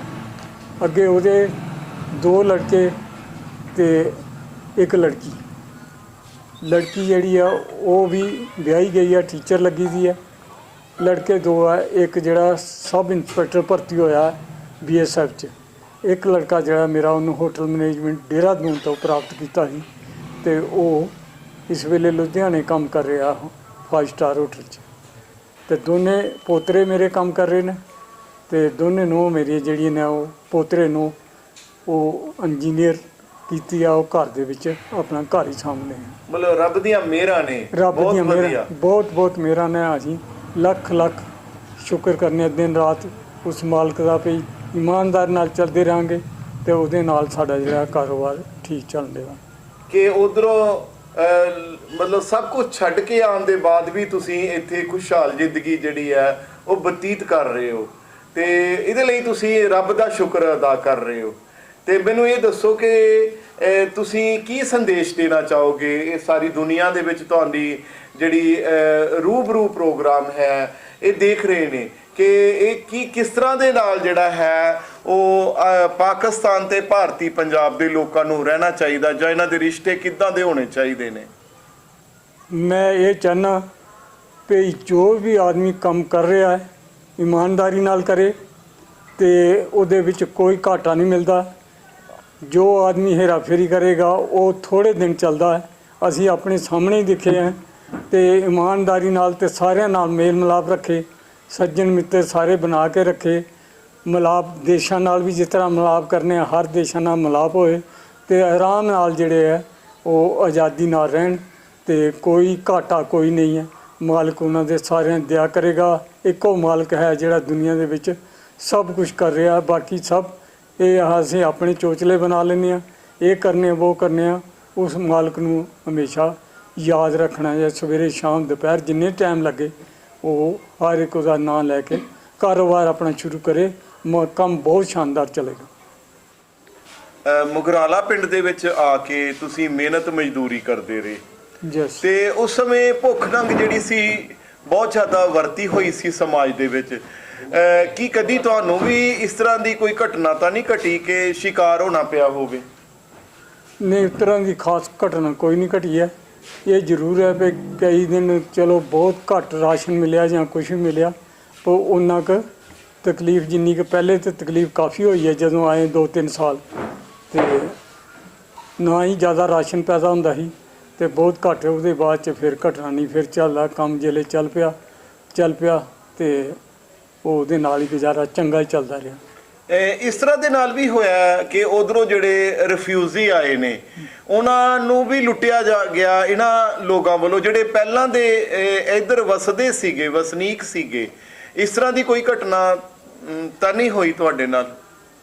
ਘਟਨਾ ਤੇ ਉਹੀ ਚੋਰੀ ਹੋਈ ਸੀ ਇੱਕ, ਜਿਹੜੀ ਚੋਰੀ ਹੋਈ ਸਨ 55 ਦੱਸਿਆ ਸਾਡੇ ਭਰਾ ਨੇ, ਤੇ ਉਹ ਚੋਰੀ ਹੋਈ। ਬਾਕੀ ਇਸ ਤਰ੍ਹਾਂ ਦਾ ਕੋਈ ਆਮ ਲੁੱਟ ਮਾਰ ਨਹੀਂ ਕੀਤੀ ਕਿਸੇ ਨੇ। ਉਹ ਕੱਚੇ ਕੋਠੇ ਹੀ ਕੰਧ ਪਾੜੀ ਆ, ਕੱਢ ਕੇ ਲੈ ਕੇ ਸਮਾਨ ਚਲ ਗਏ।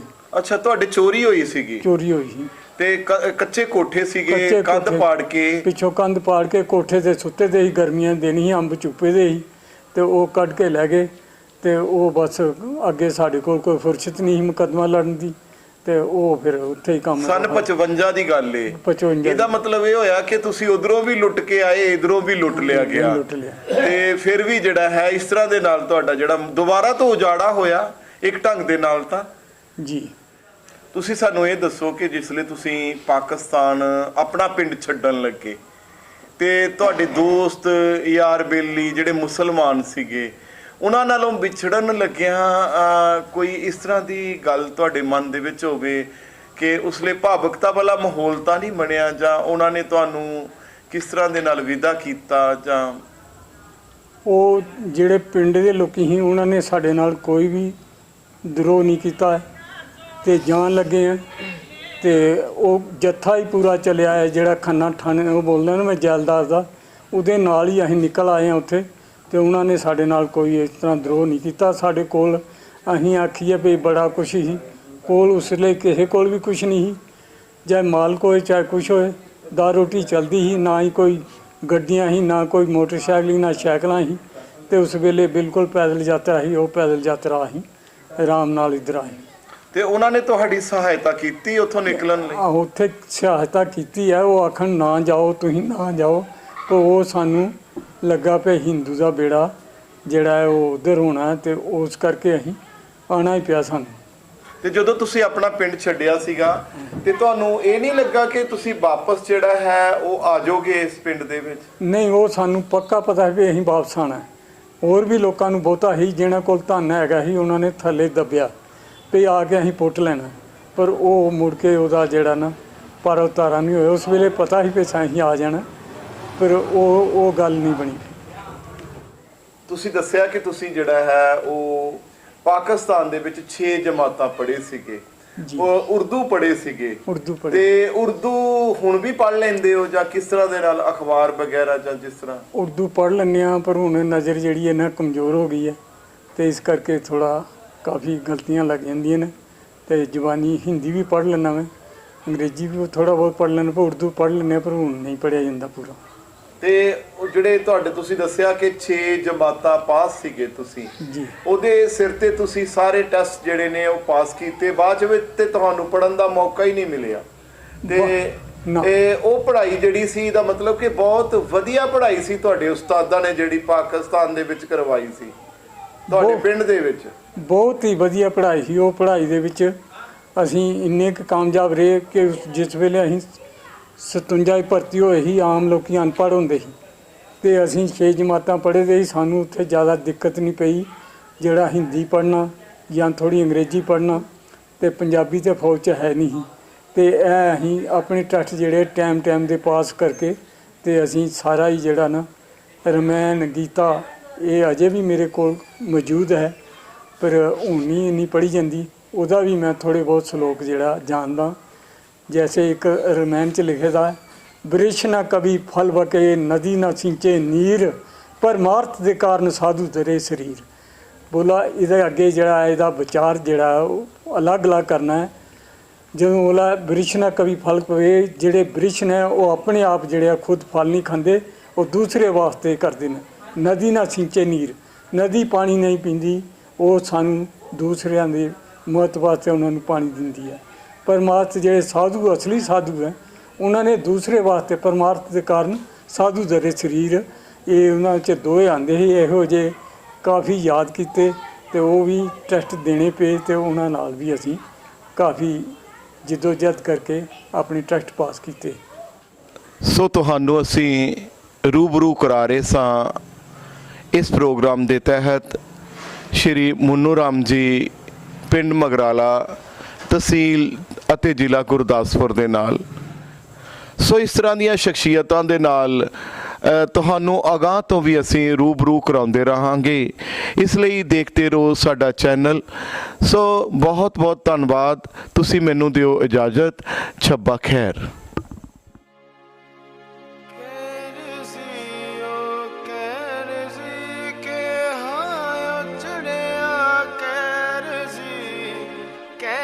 ਸੀ